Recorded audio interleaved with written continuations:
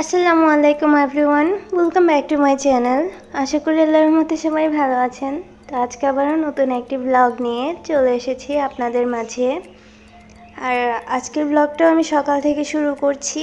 এখানে আম্মু হচ্ছে নাস্তা বানাবেন, তো ম্যাকারনি তারপর হচ্ছে সয়াবিন সিদ্ধ বসিয়েছেন। তো আজকে হচ্ছে সয়াবিন দিয়ে ম্যাকারনিটা আমাদের নাস্তায় তৈরি করবেন আম্মু। আর সয়াবিন দিয়ে কিন্তু এই ম্যাকারনি বা যে কোনো ধরনের নুডলস খুবই ভালো লাগে খেতে। যারা এখনও এটা খাননি তারা অবশ্যই এটা ট্রাই করবেন, কারণ যারা খেয়েছেন তারা তো এর টেস্ট ভালো করেই জানেন। সে যাই হোক, আমাদের ম্যাকারনি প্লাস সয়াবিন কিন্তু সিদ্ধ হয়ে গিয়েছে। এখন এটা নর্মাল পানি দিয়ে ভালো করে ধুয়ে নিচ্ছি, ধুয়ে তারপর হচ্ছে রেখে দেবো। আর আম্মু হচ্ছে এটা বানাবেন। তা আমি হচ্ছে ম্যাকারনি বা নুডলস যদি সয়াবিন দিয়ে বানাই, সেটা হচ্ছে আমি কি করি, আলাদা করে সিদ্ধ করে তারপর দুই নুডলসটা মানে নুডলস বা ম্যাকারনি এটা পরে ইউজ করি বা অ্যাড করি। আগে হচ্ছে আলাদা করে সয়াবিনটা সিদ্ধ করে তারপর ভুনা করে নিই, তখন খেতে আরও বেশি ভালো লাগে। সে যাই হোক, এখানে দেখতে পাচ্ছেন অনেক বাজার করে নিয়ে এসেছেন বড় ভাইয়া। আর টাইটেল দেখে হয়তো বা বুঝতেই পেরেছেন কার জন্য সকাল সকাল ভাইয়া হচ্ছে নাস্তা করেই চলে গিয়েছেন বাজার করতে। তো ইউজুয়ালি হচ্ছে ভাইয়া যেহেতু এত বছর পর দেশের বাইরে থেকে আসছেন, ভাইয়া ইউজুয়ালি এত সকালে ঘুম থেকে ওঠেন না। ওনার ঘুম থেকে উঠতে উঠতে অনেক লেট হয়। দেখা যায় যে অনেক সময় বিকালেও ঘুম থেকে ওঠেন, কারণ কাতারে যেহেতু 8 বছর ধরে ছিলেন, সেখানে রেস্টের টাইমটা হচ্ছে খুবই কম। সে যাই হোক, এত বছর পর দেশে এসেছেন আর দেশে তখন কোনো কাজও নেই, যেহেতু ছুটিতে এসেছেন সেহেতু আর কি রেস্ট নিচ্ছেন, রেস্টের উপরেই আছেন। তো সকাল সকাল আজকে বাজার করতে চলে গিয়েছিলেন। এত বাজার করার পরেও ওনার বাজার করা নাকি আরও বাকি আছে। তো ভাইয়ার জন্য ফ্রিজের মধ্যে বিফ তারপর চিকেন সব কিছুই ছিল, জাস্ট মাছটা ভাইয়া হচ্ছে এক্সট্রা এখন নিয়ে এসেছেন। আর বাজার করেছেন হচ্ছে আমার হাজব্যান্ডের জন্য। এখন এত সব কেনার মধ্যে ভাইয়া হচ্ছে পোলাওয়ের চাল আনতে ভুলে গিয়েছেন, তো পোলাওয়ের চালের জন্য আবার যেতে হবে।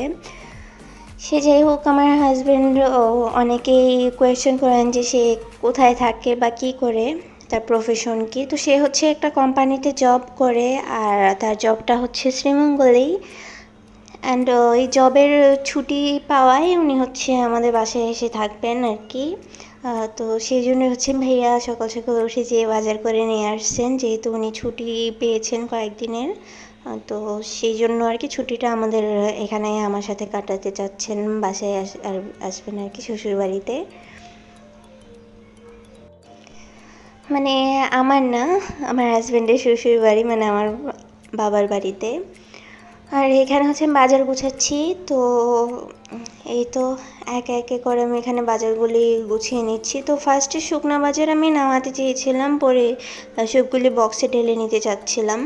বাট এখন দেখি যে ভাইয়া শুকনো বাজারের সাথে মাছও অ্যাড করে নিয়ে এসেছেন। আমি ভাবলাম যে সবজির ব্যাগের মধ্যেই তো মাছ নিয়ে আসতে পারতেন, পরে খেয়াল করলাম সবজি ব্যাগ তো এমনি সবজি দিয়ে ফুল ভরে রেখে দিয়েছেন, তো এখানে মাছ রাখার আর কোনো স্পেসও নেই। এখন আমি একে একে সবজিগুলো নামিয়ে নিচ্ছি, তারপর সব যা যা এনেছেন সব কিছু গুছিয়ে নেব। অনেকে আমার হাজব্যান্ডকে দেখতে চাচ্ছেন, তারপর হচ্ছে আমার শ্বশুরবাড়ি দেখতে চাচ্ছেন, অনেক কিছুই আর কি কিউরিওসিটি জানি। আমি যদি এইভাবে কারোর ব্লগ দেখতাম, মানে আমিও ইউজুয়ালি মানুষের ব্লগ দেখি, অনেকের ব্লগই আমি ফলো করি। তো আমারও এরকম কিউরিওসিটি হয়, বা আমারও জানতে ইচ্ছা করে বা দেখতে ইচ্ছা করে কোনো কিছু যদি নিউ থাকে বা নিউ আসে, নতুন আগমন সব কিছুই কিন্তু ভালো লাগে। তো এভাবে বুঝতে পারছি যে আপনারাও দেখতে চাচ্ছেন, জানতে চাচ্ছেন, আপনাদেরও জানার অনেক আগ্রহ আমার হাজব্যান্ড দেখতে কেমন, এই সেই। তো আমি খুব শীঘ্রই হচ্ছে আমার হাজব্যান্ডকে দেখাবো। আর অনেকে হচ্ছে বিয়ের ভিডিও দেখতে চাচ্ছেন, তো আমার বিয়ের কোনো ভিডিও আমি করিনি, কারণ হচ্ছে আমি বিয়েটা অনুষ্ঠান করে করিনি।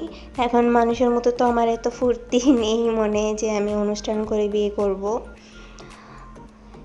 সে যাই হোক, অনেকেই হচ্ছে কোয়েশ্চেন করছেন ইরাত কোথায়। তো আমি কিন্তু আমার ব্লগে ইরাতকে দেখাই, আপনারা হয়তো পুরো ভিডিও ভালো করে দেখেন না, এই জন্য হয়তো আপনারা ভিডিওতে দেখতে পান না।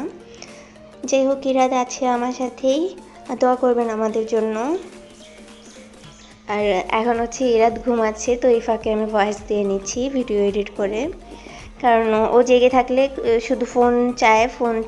আর ভাইয়া যে ট্যাবটা এনেছেন ওর জন্য কাতার থেকে, সে ট্যাবের ডিসপ্লে নষ্ট করে ফেলেছে 1 উইকের মধ্যেই।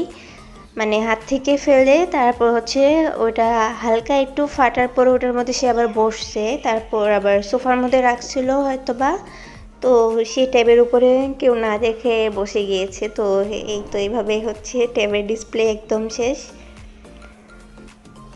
আর ওর জন্য আমি একটা ফোনও নিয়েছিলাম, তো ওই ফোনের ডিসপ্লেও আমি হচ্ছে মেবি 5-6 বার চেঞ্জ করে ঠিক করে দিয়েছি। সে ফোন হাত থেকে ফেলে দেয়, যেহেতু ছোট মানুষ, তো হাত থেকে পড়ে যায়, নিজে ইচ্ছে করে ফেলে না, হাত থেকে পড়ে যায়। অনেক সময় দেখা যায় যে এমন কোথায় রাখে সে নিজেও খেয়াল করতে পারে না, যেহেতু বাচ্চা গুছিয়ে রাখতে পারে না সব কিছু। তো এইভাবেই হচ্ছে ফোনের ডিসপ্লে অনেকবার নষ্ট হয়ে গিয়েছে, তারপর আমি ডিসপ্লেটা ঠিক করে দিই।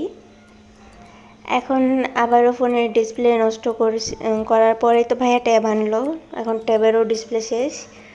এখন ট্যাবের ডিসপ্লে ঠিক করার থেকে ভালো আমার মনে হয় যে ফোনের ডিসপ্লেটা ঠিক করাই, কারণ ফোন অন্যান্য কাজেও ইউজ করা যাবে, আর আমারও অনেক সময় দরকার পড়ে। তো সেই জন্য হচ্ছে আমি ফোনের ডিসপ্লেটা ঠিক করতে দিয়ে দিয়েছি, আবার ভাইয়ার কাছেই দিয়েছিলাম, ভাইয়া দিয়েছেন পরে ফোন নিয়ে যে কি বলে ফোনের হসপিটালে। এখন কথা বলতে বলতে আমি কিন্তু বাজার গুছিয়ে নিচ্ছি, আর এইদিকে ভাইয়া হচ্ছে মেথি খায়, তো সেই জন্য অনেক মেথি নিয়ে এসেছেন, তারপর এসবগুলোর ভুসি নিয়ে এসেছেন, তো এগুলো আমি বক্সে করে নিচ্ছি। ভুসিটা হচ্ছে আমি 2টা বক্সে নিয়েছি। আর আমার মেজো ভাইয়া যেহেতু ওই যে বিভিন্ন কোম্পানির ডিস্ট্রিবিউটর উনি, তো বিভিন্ন কোম্পানির ডিলার, এভাবেই হচ্ছে অনেক এরকম বক্স বাসায় প্রায়ই নিয়ে আসেন। দেখা যায় আমরাও রাখি বা মানুষকে দিই, বা আত্মীয় স্বজন পরিচিত কেউ থাকলে ওনাদেরকেও দিই, কারণ দেখা যায় এইসব বক্স কিন্তু আমাদের অনেক দরকার পড়ে। যেমন এখন আমি এখানে চিনি ঢালতেছি একটা বক্সে, 2টা বক্সে ঢাললাম হচ্ছে এইসবগুলো ভুসি, তারপর একটাতে মেথি। তো সবই কিন্তু ভাইয়ার আনা বক্স। আর দেখা যায় চকলেটের বক্স প্রচুর আনে, তো চকলেটের বক্স অনেকগুলি হচ্ছে আমি নিয়েছি। কেমন আমি আপনাদেরকে দেখাবো না পরে। বক্সগুলিতে আমি জুয়েলারি রেখেছি আর কি। তো এটা যে চকলেটের বক্স বোঝাই যায় না, বাট বক্সগুলি অনেক সুন্দর আর হচ্ছে ক্রিস্টাল ক্লিয়ার। বক্সগুলি আমার কাছে অনেক ভালো লেগেছে, তো আমি চকলেট খাওয়ার পরে এনাদের জন্য চকলেটের বক্স নিয়ে আসেন ভাইয়া, তো চকলেট খাওয়ার পরে বক্সগুলিতে আমি জুয়েলারি সাজিয়ে রেখেছি। এখন হচ্ছে মাছগুলি আমি গুছিয়ে নেব, তারপর ফ্রিজে রেখে দেব। তো মাছগুলি ধুয়ে তারপর ফ্রিজে রাখবো চিন্তা করতেছিলাম, বাট পরে ভাবলাম যে এখন ধুয়ে যদি আমি ফ্রিজে রাখি তাহলে পানি থাকবে, বেশি আইস হয়ে যাবে। তো সেই জন্য যেভাবে আছে এভাবেই আমি পলিতে করে রেখে দেবো ফ্রিজের মধ্যে। এখন আমি এখানে কয়টা মাছের টুকরা নিয়ে নিচ্ছি, আমি এটা ফ্রাই করব পেঁয়াজ আর মরিচ দিয়ে, কাঁচামরিচ দিয়ে। তো আমাদের বাসায় হচ্ছে পেঁয়াজ আর কাঁচামরিচ দিয়ে সব ধরনের মাছ ফ্রাই খাওয়া হয়। তারপর পটল বা কাঁকরোল, ওগুলো পেঁয়াজ আর কাঁচামরিচ দিয়ে এভাবে ফ্রাই করা হয়। তো এটা হয়তো বা অনেকেই জানেন, আমি আমার আগের ভিডিওতে এগুলো শেয়ার করেছি। এখন এখানে 6টা টুকরা নিয়েছি মাছের, এগুলো পরিষ্কার করে ধুয়ে নিয়ে তারপর হচ্ছে এটা ফ্রাই করব, সাথে পেঁয়াজ কেটে নেব আর কাঁচামরিচ হচ্ছে ফেলে নেব মধ্যে দিয়ে। আর কি আমার হাজব্যান্ড এখন অফিসে, উনি হচ্ছে গতকালকেই বলেছিলেন যে আজকে উনি ছুটি পাবেন কয়দিনের, 2-3 দিনের হয়তো। তো ভাইয়া অনেক রিকোয়েস্ট করে ওনাকে বলেছেন যে চলে আসতে, এখানে থেকে যেতে, তো উনিও হচ্ছে অনেক বলার পরে রাজি হলো। এখন হচ্ছে আমরা এখানেই কয়টা দিন থাকবো। তো আমি হচ্ছে অনেক আগে এসে পড়েছি, মানে সকাল সকাল আমি হচ্ছে এসে পড়েছি, কারণ হাজব্যান্ড অফিসে গেলে আমি আর ইরাদ একাই থাকি বাসায়। তো চিন্তা করলাম যে চলে যাই আম্মুর এখানে। আর আম্মু হচ্ছে আমাকে কোনো কাজ করতে দেয় না। এটা আমার বিয়ের আগেও আমাকে কখনো কাজ করতে দেননি। আমি জোর করে কাজ করতাম, যেহেতু আমি ব্লগ করি, হোম ব্লগ, তো আমার তো কাজ করতে হবে ভিডিও পারপোসে, তো আমি সেই জন্য হচ্ছে জোর করে করি। আর এখন যেহেতু বেড়াতে এসেছি তাই আমাকে টোটালি ধরতে দিচ্ছিল না কিছুতে, তারপরও আমি অনেক রিকোয়েস্ট করে নিয়েছি, কারণ আমি একটু ভিডিও করতে চাচ্ছিলাম আর ভাবলাম যে আপনাদের সাথেও কিছু কথা শেয়ার করি। সেইভাবেই হচ্ছে আজকের ভিডিওটা করা। আর কি বলে, হ্যাঁ, আমার বিয়ের আগে যখন আমি ভার্সিটিতে ছিলাম তখনও, মানে ভার্সিটির ফার্স্ট ইয়ারে, তো ফার্স্ট যখন অ্যাডমিশন নিয়েছি ঢাকায়, তখন তো আম্মু সেখানেই খালা ছিল, খালা রান্নাবান্না করতেন। তো খালা রান্নাবান্না আমার তেমন ভালো লাগতো না, বুঝেনি তো খালাদের রান্না, কারো রান্না তেমন ভালো লাগে না আমার কাছে। আর নিজের হাতের রান্না ভালো লাগে, আম্মুর হাতের রান্না মোটামুটি ভালো লাগে। অনেক সময় আম্মু হচ্ছেন কাঁচা মাছ রান্না করেন, যার কারণে আমার সেটা হচ্ছে খেতে ভালো লাগে না। সে যাই হোক, মায়ের হাতের রান্না বলে কথা, ভালোই লাগে, ভালো না লাগার তো কোনো কারণ নেই। আর হচ্ছে যখন এই যে ফার্স্ট অ্যাডমিশন নিয়েছিলাম, পুরো 1 ইয়ার তো এখানে ছিলাম। তো 1 ইয়ারের মধ্যে যতবারই হচ্ছে আমার কাপড় চোপড় আমার আম্মুই সবসময় পছন্দ করে কিনে দিতেন আমাকে নিয়ে যেয়ে। তো কাপড় চোপড় যত ভরতো আমি সব কিছু হচ্ছে গুছিয়ে রেখে দিতাম। 1 মাসের কাপড় আমি গুছিয়ে রেখে দিতাম, ময়লা কাপড়। আম্মু সেগুলো ধুইতেন, কারণ খালার ধোয়াও পরিষ্কার ছিল আর আম্মু আমাকে ধুইতে মানা করতেন। আমি মাঝে মধ্যে ধুয়ে ফেলতাম টুকটাক, তখন আম্মু অনেক বকাঝকা করতেন। তো চিন্তা করলাম বকা খাওয়ার থেকে ভালো আমি রেখে দিই জমিয়ে, আম্মুর যেহেতু ধোয়ার শখ এসে ধুবেন। তো এরকমই ছিলাম, মমকে কোনো কাজ করতে দিতেন না। আর এটা আমার রিলেটিভসদের মধ্যেও সবাই ভালো করেই জানেন, সবাই বলতো আম্মুকে যে মেয়েকে এখন এত সুখ করতে দিচ্ছ, পরে তো শ্বশুর বাড়িতে যেয়ে অনেক কষ্ট করবে। কারণ যে মেয়েরা বাপের বাড়িতে অনেক সুখ করে শান্তিতে থাকে, তারা শ্বশুর বাড়িতে অনেক কষ্ট করে। তো আম্মু রিলেটিভসদের কথা কানে নিতেন না, বাট পরে একটা সময় যে আম্মু এটা বলতেছিলেন যে আসলেই মানুষের কথা কিন্তু বিফলে যায় নাই। সে যাই হোক, আমার হচ্ছে সব কিছু আস্তে আস্তে গোছানো হয়ে যাচ্ছে। আর এইদিকে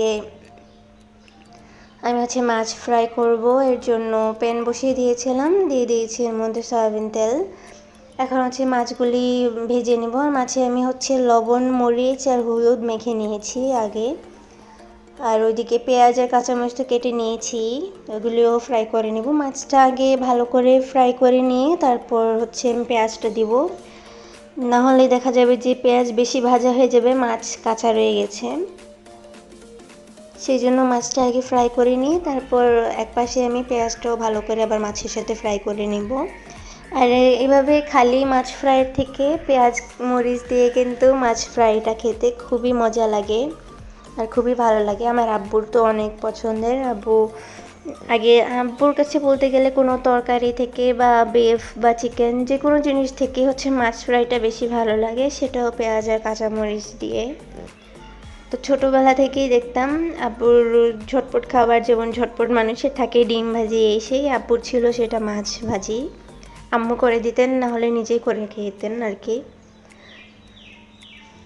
এখন পেঁয়াজটাও দিয়ে দিয়েছি, ভেজে নিচ্ছি। আর হচ্ছে এখন বাকি বাজারও আমার টুকটাক গোছানো শেষ, জাস্ট সবজিগুলো বাকি আছে, গুছিয়ে নেব।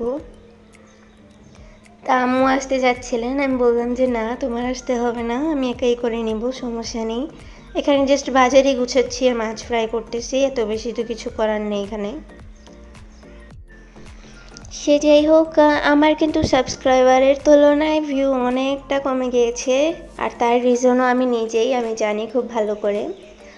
কারণ দেখা যায় আমি কয়দিন পর পর ভিডিও আপলোড দিই, এরপর আবার গায়েব হয়ে যাই, আমার কোনো খোঁজ খবর নাই, কোনো হদিস নাই। তো অনেকেই কমেন্ট করে পরে আমার খোঁজ খবর নেন বা আমাকে খোঁজেন, কমেন্টে খোঁজেন। তারপর যাদের কাছে হচ্ছে আমার কন্ট্যাক্ট নাম্বার আছে বা হচ্ছে আমার ফেসবুক আইডি আছে, সবাই হচ্ছে আমাকে নক করেন খোঁজ খবর নেওয়ার জন্য। তো যখন হচ্ছে আমি ভিডিও আপলোড দিই না, তখন কিন্তু আমি একদম সোশ্যাল সব সাইট থেকেই কিন্তু দূরে সরে যাই, মানে একটু বিজি হয়ে পড়ি আর কি, যার কারণে ভিডিও আপলোড দেওয়া হয় না, ফোনও তেমন ধরা হয় না বা ফোনের কন্ট্যাক্টেও তেমন থাকি না।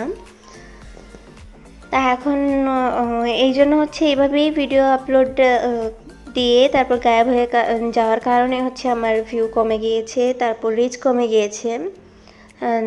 তো আশা করি যখন থেকে হচ্ছে রেগুলার ভিডিও আপলোড দিব তখন হচ্ছে আমার ভিউটা আবার ইনক্রিজ হবে আগের মতো। আবার আমার অনেক দিন গ্যাপে ভিডিও আপলোড দেওয়ার পরে মানে অনেক দিন গ্যাপ যাওয়ার পর একটা ভিডিও আপলোড দিয়েছিলাম তখন একজন কমেন্ট করেও বলেছিল, আমি ভেবেছিলাম যে তুমি আর ব্লগ করবে না, সেই জন্য আনসাবস্ক্রাইব করে দিয়েছিলাম। এখন হচ্ছে ইউটিউব রিকমেন্ডেশনে এসেছে, তো আবার দেখে আবার সাবস্ক্রাইব করেছি।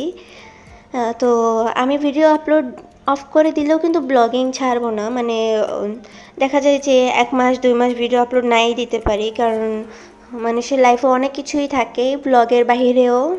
তারপর হচ্ছে যেহেতু ফ্যামিলির সাথে থাকা হয়, আবার এখন বিয়েও হয়েছে, তো অনেক ব্যস্ততার কারণে দেখা যায় যে ভিডিও আপলোড নাও দিতে পারি, বা হয়তো বা রেগুলার ভিডিও আপলোড করতে পারি, কিছু একটা তো করবই। তো সেই জন্য হচ্ছে মাঝে মধ্যে এইভাবে গায়েব হয়ে গেলে ভুলেও ভাববেন না যে আমি ভিডিও একদম ছেড়ে দিয়েছি বা ব্লগে একদম ছেড়ে দিব, এটা ভেবে কখনো আনসাবস্ক্রাইব করবেন না। আর যারা হচ্ছে আমার চ্যানেলে নতুন আসতেছেন অবশ্যই চ্যানেলটি সাবস্ক্রাইব করে দিবেন। তারপর হচ্ছে অবশ্যই আপনাদের ভালো লাগা ও মন্দ লাগা আমাকে কমেন্ট করে জানাবেন, কারণ অনেক সময় হচ্ছে আমি কমেন্টের রিপ্লাই না করলেও কিন্তু কমেন্টগুলি পড়ি, অনেক সময় আবার দেখা যায় যে পড়া হয় না। বাট যখন আবার ভিডিও আপলোড দিই তখন আমি আগের কমেন্টস সব চেক করে নিই যেগুলো রিপ্লাই দেওয়া হয়নি। তারপর যদি দেখা যায় যে একান্ত আমার এগুলো রিপ্লাই দিতে হবে, আমি তখন কিন্তু রিপ্লাই করে দিই। আর যেগুলো হচ্ছে মনে হয় যে এখন আর রিপ্লাই দিয়ে কোনো লাভ নেই, সেগুলো রিপ্লাই করি না আর কি। তো আপনাদের কাছে আমার আবারও একটি হাম্বল রিকোয়েস্ট, যারা হচ্ছে চ্যানেলে নতুন অবশ্যই চ্যানেলটি সাবস্ক্রাইব করে দেবেন। তারপর যারা হচ্ছে রেগুলার অবশ্যই আমাকে কমেন্ট করবেন, আপনাদের ভালো লাগা ও মন্দ লাগা আমাকে কমেন্ট করে জানাবেন, কারণ মানুষ মাত্রই ভুল, আর ভুল ত্রুটি সবারই হতে পারে, আমারও হতে পারে, আমিও মানুষ। আর আপনারা যখন আমার ভুলটা ধরিয়ে দিবেন কমেন্ট করে, তখন আমি এটা শুধরানোর ট্রাই করব অবশ্যই, সেই জন্যই হচ্ছে বলা। যাই হোক, আমার ব্লগটা হচ্ছে আমি আজকে এখানে শেষ করে দেবো, বাজার টাজারও গুছানো শেষ। এখানে হচ্ছে আমি লাল শাক তারপর ধনেপাতা এগুলো কেটে বেছে নিচ্ছি, যাতে কাজগুলি বা গুছিয়ে রেখে দিলেও কাজগুলি সব হাতের নাগালে এসে পড়ে, তো রান্নার টাইমে যাতে আর কষ্ট পোহাতে না হয় আর কি। তো আমার ব্লগটা হচ্ছে এখানেই আজকে শেষ করব। ভিডিও ভালো লাগলে লাইক দিতে একদমই ভুলবেন না, অবশ্যই কমেন্ট করে আপনাদের মূল্যবান মতামত আমাকে জানাবেন। আর অবশ্যই আবারও বলছি, যারা এখন পর্যন্ত চ্যানেলটি সাবস্ক্রাইব করেননি অবশ্যই চ্যানেলটি সাবস্ক্রাইব করে দিবেন। তো আমি আজকে এখানে বিদায় নিচ্ছি, সবাই ভালো থাকবেন, সুস্থ থাকবেন, দোয়া করি আমার জন্য, আমার ফ্যামিলির জন্য, সবার জন্য দোয়া করবেন। আর কি এখানে বিদায় নিচ্ছি আজকে। আসসালামু আলাইকুম, আল্লাহ হাফেজ।